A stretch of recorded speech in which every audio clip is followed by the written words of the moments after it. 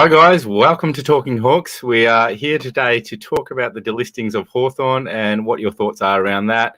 We'll just openly discuss it and just have some fun. So here to bring all the latest news to you around the world, and welcome Reese. How are you, mate? Mate, I'm going well. The off season's in full swing, and even though the Hawks aren't in the pointy end of the season like we wish they were, mate, still plenty to get through. So looking forward to it.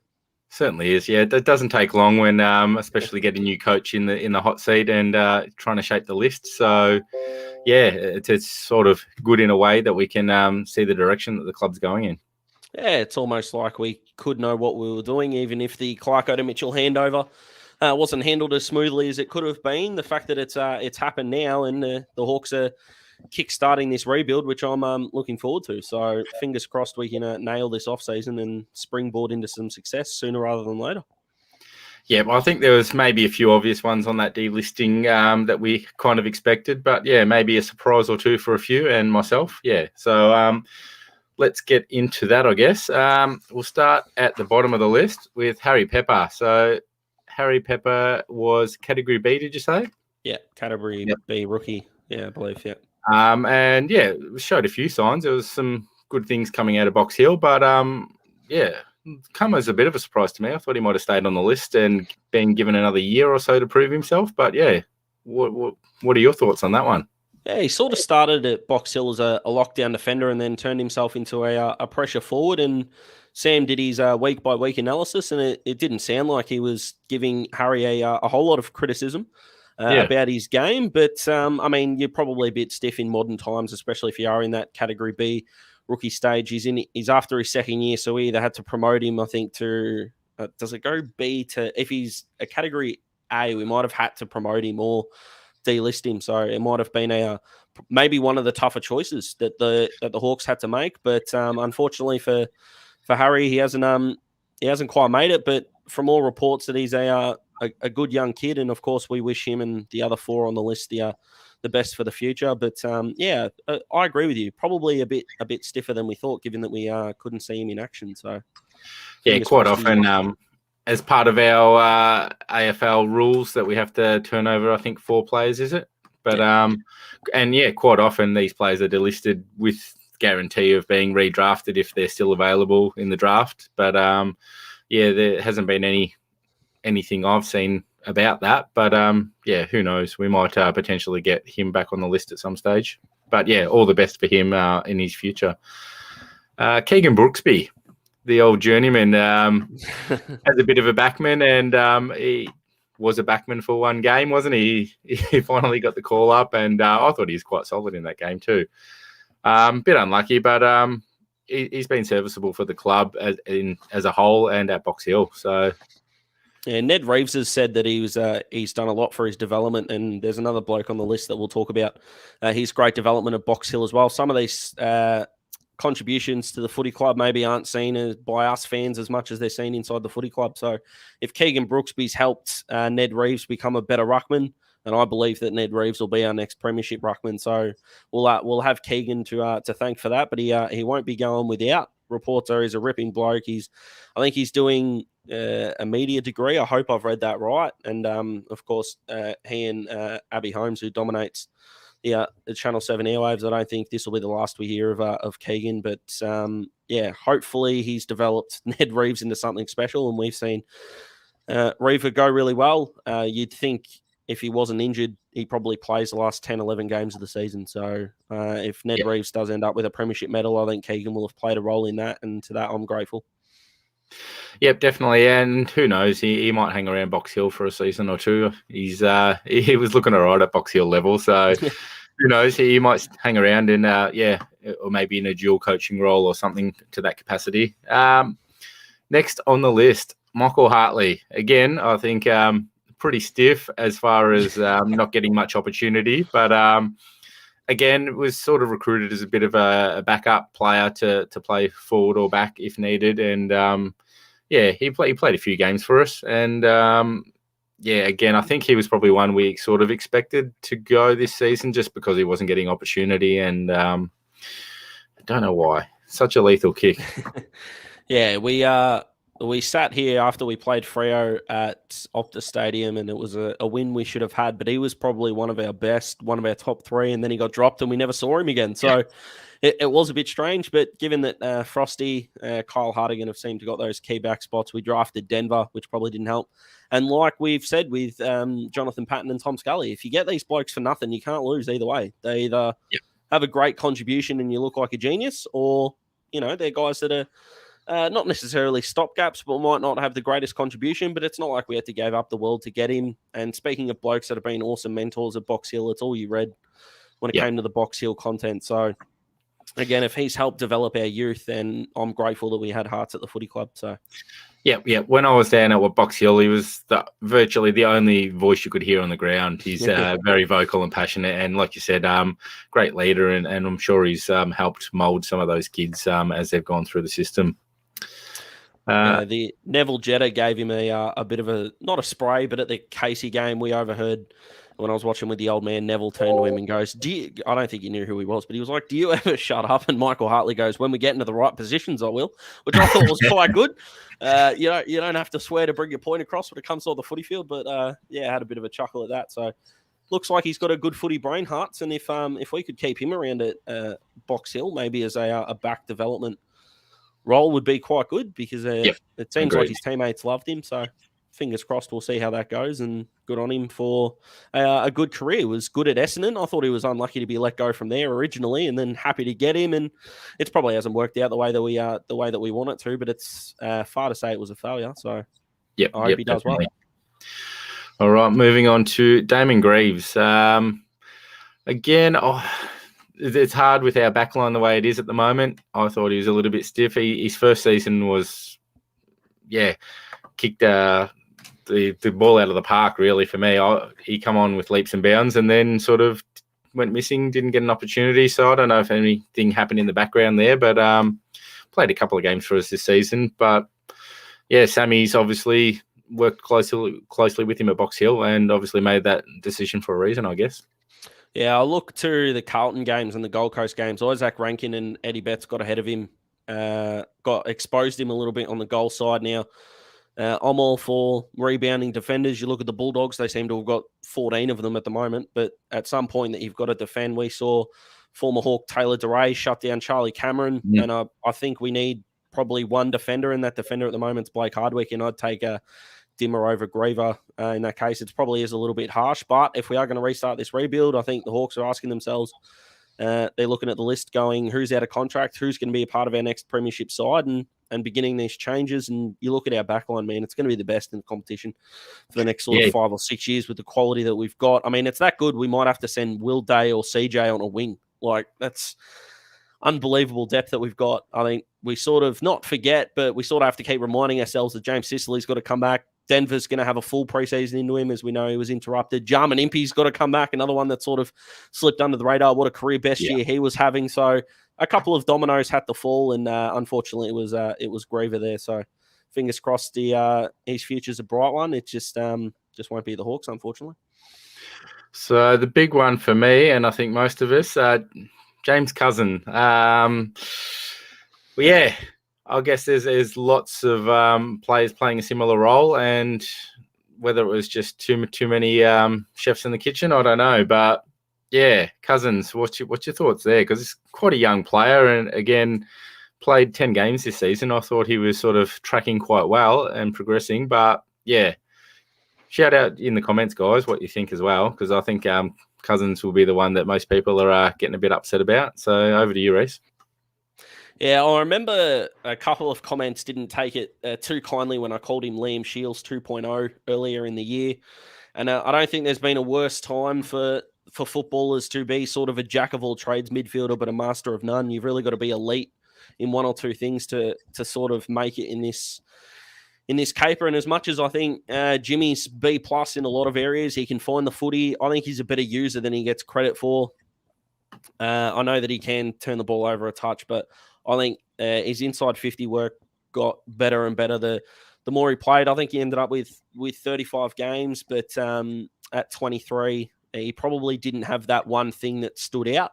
And I think that's what the Hawks need in their midfield going forward. They need They need players in there that can bring one elite thing to create a complete and dynamic midfield. And unfortunately, I think he's just sometimes it's poor timing to be on a list. So I don't think that he's completely out of the competition. I feel like he still could end up somewhere where that somewhere could be. If Collingwood missed out on a Pat Lipinski, maybe they could look at him as a depth player. So maybe Jimmy's still in the system. I think he'll definitely be playing at least VFL footy next year, so I'm sure he'll stick around. But the Hawks probably need to bring in more dynamic players into the midfield, and he was the other domino to fall, unfortunately. Yeah, it seems that way, and there is support there for him. Whether that may happen or not, I'm not sure. But yeah, potentially we could bring him back, but I'm not thinking that's likely.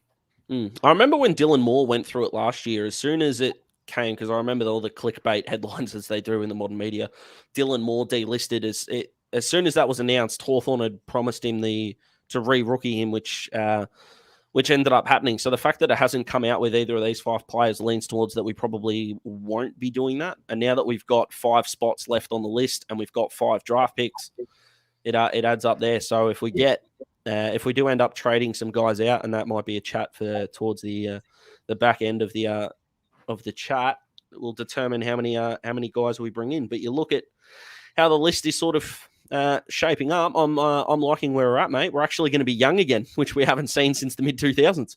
Yes, you've done the maths on that, have you, mate? Do you want to drop that for us now? Yeah, sure have. So given the fact that we've still got 5 guys to bring in, and they're probably going to make us younger if we're being honest. But as we sit right now with the 5 players that we've mentioned, Jonathan Patton, Tom Scully, and Sean Burgoyne off the list, our average age right now sits at 22.64, which knocked off about 2 years off our list. And I think 1.8 of them was Sean. So thanks, Silk. But I think that's got to be the exciting thing for Hawks fans. And it's probably something that hopefully will help us maybe temper expectations. I can be pessimistic at the best of times, and I know some of the fans have picked up on that, and I apologize. But if the Hawks if this is the year where we sort of set the list, and then there is no reason why we can't play finals in 2023. We've got a good draft hand that I believe that we can improve as well. I'm really excited about where we're at, and 22.64 is a beautiful number. As much as I'd love to go into the draft in depth, but we'll save that for another show for you guys. But like you said, you already mentioned the extra players, Patton, Scully, and Burgoyne. So that's a rollover of 8 players this year. Obviously, we added Jackson Callow, John Newcomb, and Lockie Bramble. So 3 young guys there that obviously Sam believes in, which are probably currently contracted. So they're obviously safe for another year. But I guess it's probably before we even look at the draft, it's probably more the trade period that will be more of interest until that happens. Yeah, absolutely will be. And there's only really 2 names that are being offering up if you listen to the media for the Hawks, which I don't think is a necessary bad thing. I don't think we need to turf out too much at once. We've seen clubs do that in the past and take forever. So there's no sense in not hiding away. But Tom Mitchell and Jack Gunston are the 2 names, and I'm much like all the other Hawks fans. You can listen to offers until the cows come home, but if it doesn't match what Hawthorn wants, we're more than entitled to tell them to get stuffed. And I feel like we're in a spot now with our list. Tom Mitchell and Jack Gunston walk into our best 22, and unless you can overpay for these guys, you're not getting them. It's that simple. Yep. And I can understand the fans, especially when it comes to Tom Mitchell, saying I'd rather have a Brownlow medalist than picks.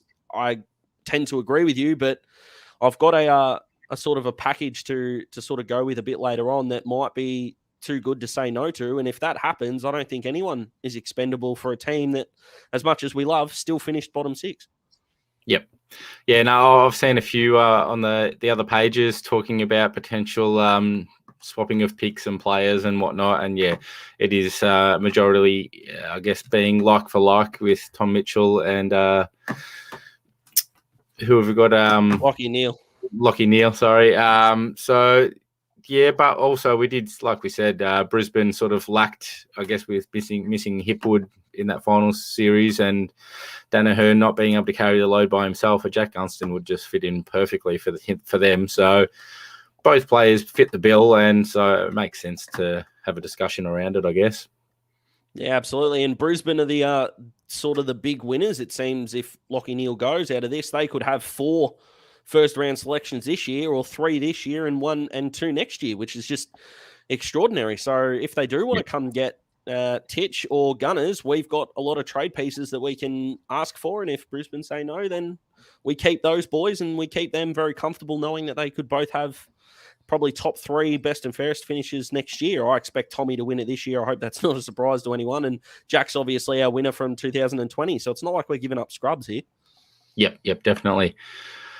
So anything else we want to discuss amongst those players that exited? I think we've pretty much covered all that, haven't we? I think we have, mate. Can I introduce? I know this is going to bring up discussion, but can I bring the Tom Mitchell package that might be difficult to say no to, and we can see what the listeners think?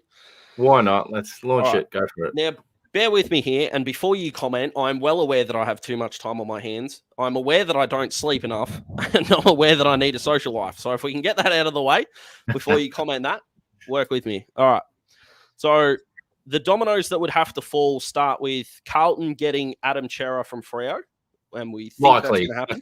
Yeah. That sounds very feasible at this point in time. Yeah. Again, if Adam Chera nominates Hawthorn, then I understand that this all implodes. But let's say he goes to Carlton. Carlton are probably going to need, because they're going to give up pick 6 and 25, it looks like, for Chera, which are their first 2 picks. Whether that's fair or not is a discussion for another day, but Freo would overpay me if I put my name in the draft, let's be honest. So I picked 6, 25, and probably a second rounder next year. This is all balancing for points. If you're thinking this is too much, I can sort of see where you're going, but it's trying to balance out draft points. So Carlton would get Chera and a third round pick next year. Freo would get 6, 25, and Carlton's second rounder next year. Freo would then give up pick 6 and pick 8. Obviously, the pick 6 from Freo, pick 8, which they've got now. They would give that to Brisbane for Lachie Neale and pick 47 back. Again, this is all balancing points. Work with me. Brisbane would then get Tom Mitchell and pick 24 from us.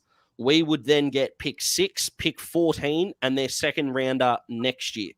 So what that would mean for us in a nutshell is our draft haul going into this year would be picks 5, 6, 14, 21, 56, and 62. If the Hawks finish 10th next year and Brisbane are a top 4 team next year, then we would go in with our first 4 picks of 9, 28, and 32. And for mine, that is a beautiful acceleration of our restart. And if they want Titch and Gunners, that 6, 14, that 14 becomes 8 instantly for mine. So then we would go in with 5, 6, 8, 14, 21, 56, 62, which would be unbelievable. So you certainly have crunched numbers, mate. That sounds amazing to me. Mate, absolutely. Can you pitch it to Sammy and the Hawthorn recruitment guys? Mate, it would be outstanding. I'm not sure whether we'd go with a 62nd with pick 62 anyway. So even with 5, 6, 8, 14, maybe we give up Mitchell, Gunston, 21 and 24 to get the 6, 8, 14 the second rounder, but that's outside of my pay grade. But maybe it just proves that I've got too much time on my hands at work, mate. But if we keep Gunners, I really like going in with 5, 6, 14, 21, and 56 as the main 5. Apologies to whoever we pick up at 62. I promise I'll love you because you'll be a Hawk. And then if we can sort of finish 10th, which I see as a good ceiling for us next year, 9, 28, and 32 is a fantastic start. So look, it's something to think about. And like I said, if it's an offer like this, like if we go to Brisbane and go, we want 6, 14, and let's say that second rounder, and Brisbane go, no, we make it this, then Hawthorn go, thanks very much, we'll walk away. This isn't get rid of Mitch because we don't think he's good enough. And any Hawthorn fan that's thinking that, you're entitled to your opinion, but you're wrong because Mitch is a star and Gunners is a star. We're not letting these guys go for peanuts. That's the one thing that whenever these draft talks come up, I think that gets lost in the conversation. It can a touch. We want Brisbane to pay overs. If you want a 27-year-old who's won a Brownlow and won 2 best and fairest. Lachie Neale's, I know he won 2 best and fairest at Freo, but as a Brisbane player, he won a Brownlow and he won 2 best and fairest. So why not equal sort of compensation? Do we go after 6 and 8 potentially? But maybe the sweetener of having a second rounder next year as well, so we can sort of stretch our draft haul is a good plan for mine. So I can understand if you think it's ridiculous if you're part of the Keep Titch fraternity. I'm a part of the Keep Titch fraternity, but if an offer like that comes through, we've got to sell Titch here, but you've also got to tell him he's dreaming as well. So again, and I completely understand. I am dreaming. I am. But if Brisbane want to make my dreams come true, I'm more than happy for them to do that. That's the point. Again, if it's a deal, you've got some more support there, mate. I appreciate that, Tommy. So again, it's the beautiful thing. If Adam Sard, who wasn't an All-Australian, is worth pick 8, why can't we go to Brisbane and get 3 good picks for a Brownlow medalist and a 2-time best and fairest winner? Yep, definitely. So, yeah, there's something I guess we'll just have to keep close tabs on. When is the trade period? I guess that's not open until the season's finished, is it? Yeah, dates aren't confirmed, but they're thinking second or third week of October. And then the draft, I think the draft date's actually gone back to be confirmed. But the first date that they released was the 25th of November. So this is going to be a long, ongoing conversation. And, yeah, I think we get a bit too excited early. But, yeah, people can't help but think about what we can do. Gives us more off-season content, mate. We're here for it. Yes, definitely. That's the way we got to look at it. So talking about off-season changes, we've got Adrian Hickmott joining Sammy from the coaching panel. So he's come over from West Coast with 10 years experience there. He's done multiple coaching positions within the backline and midfield and whatnot. So, and obviously worked with Sammy while he was over there. So I guess they've got a good relationship already, and they'll have some plans together, I'd imagine.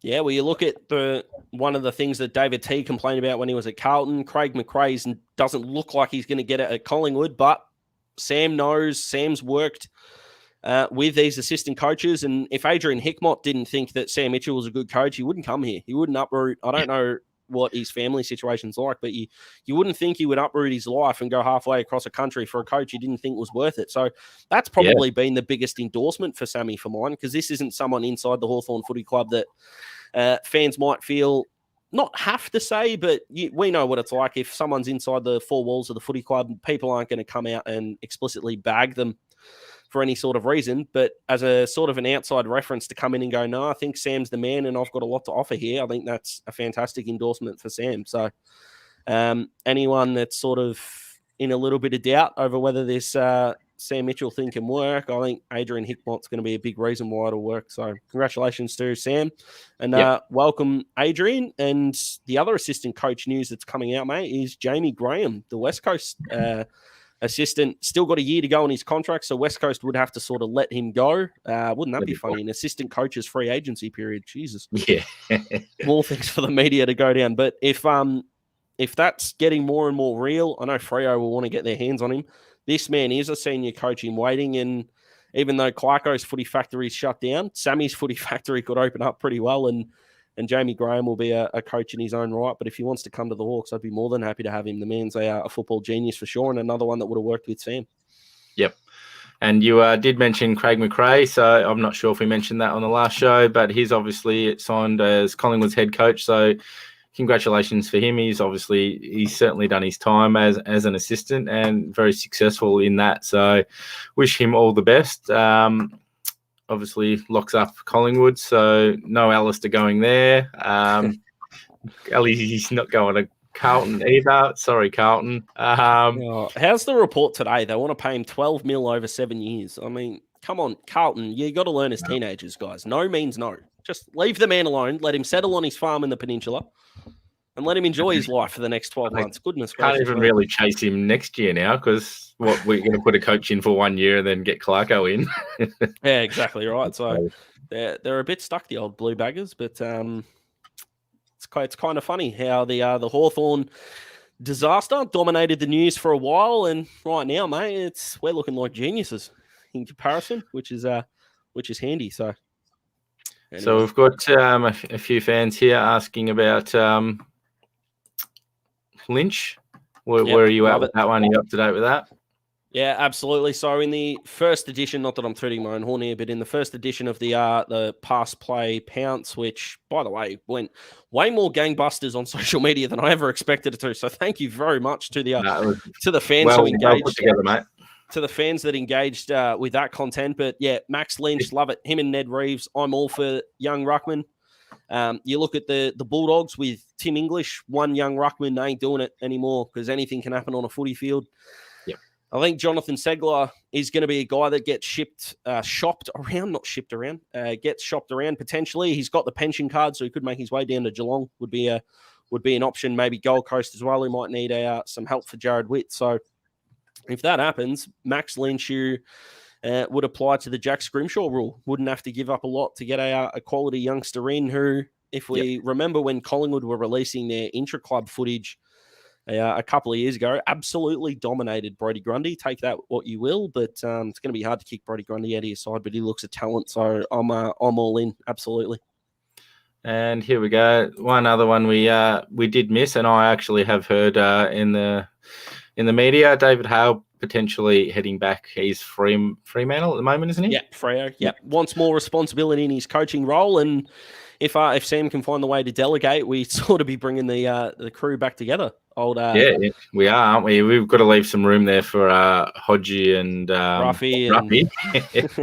Hodgie looks quite content doing Channel 7 as well, and it's good to see that Hodgie's got a sense of humour. Didn't show it a lot as a player, but good to see him doing it as a media performer. So awesome stuff. Right. Yeah, David Hale would be a good pick. It's amazing that the assistant coaches get talked about pretty highly when the season goes on, and then when they announces that they want to leave, clubs shut up shop.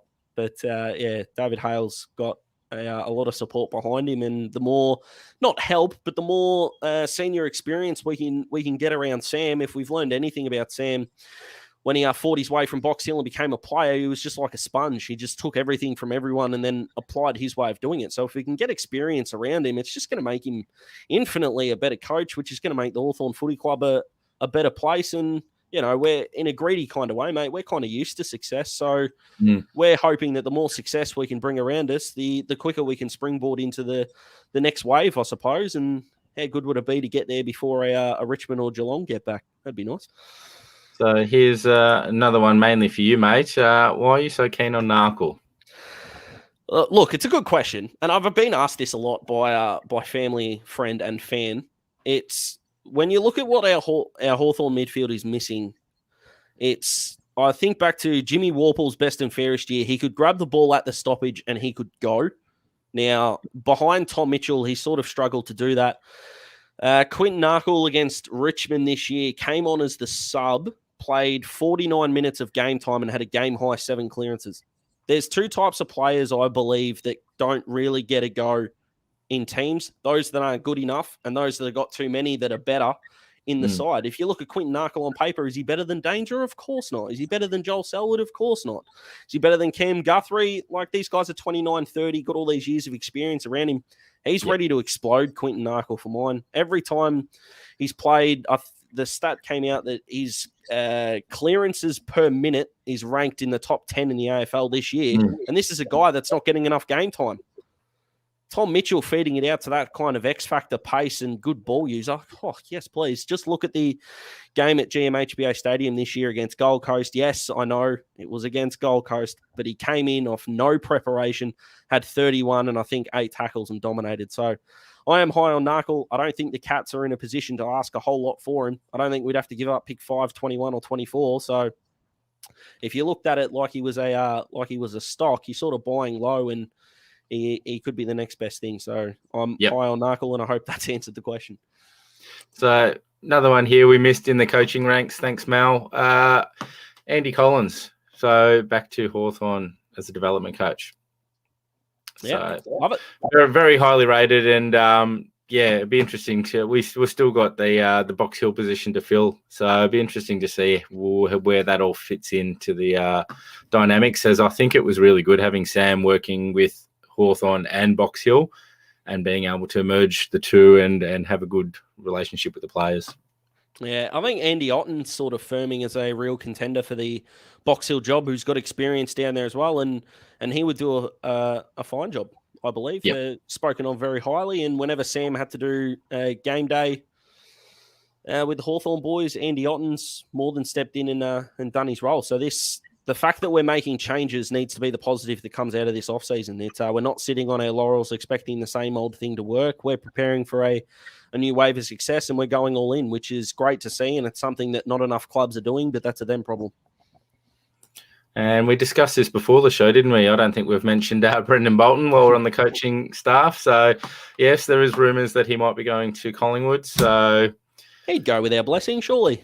Yeah, what more can he do? And I've got, not that I'm saying Clarko and I have got a hell of a lot in common, but the way that Carlton sort of shafted Bolts in the way that they were going was not good enough. And I feel like if he's seen as probably lesser of a coach than what we know as, remember, he was the highly talked about assistant coach. Like, he won that Carlton job so easily by how impressive that he was. And then he inherited, I mean, if we're being honest, a terrible list, and you can replace terrible with an expletive, but we'll keep this family friendly. But he'll go to Collingwood. He's got that sort of mentorship under him. I think Craig McRae was obviously worked with Bolts last year, so they'd already have that working relationship. So it's a win-win, and I mean, you've got to be a bit silly to hold it against an assistant coach for going somewhere else. It's their career that they got to worry about as well. So good luck to him. Maybe they're waiting for that move to happen before the Jamie Graham one might unfold. Yeah, I like it. I like it where your head's at. All right. Questions have gone a bit quiet now, so I might just quickly run to our sponsor, Base Compression, helping sponsor us. So compression for exercise or just everyday wear, guys. It's on our talkinghawks.com. If you want to click on the link, 20% off, I believe it is. So jump in. Great present for Christmas and family and friends. So get there. What else have we got? Any more questions, guys? Because we might wrap this up soon. We've sort of gone off track a bit from the delisted players and talking trade now. We'll save that trade talk in depth for another episode. All right, there's not much else here, mate. So we might quickly wrap this one up, guys. Thanks for joining us. And also, before we go, YouTube subscriptions hit 450 recently. So thank you, guys. We've been pushing hard for that one. We'll drop the Josh Gibson interview very soon, probably this week. So thank you for your support.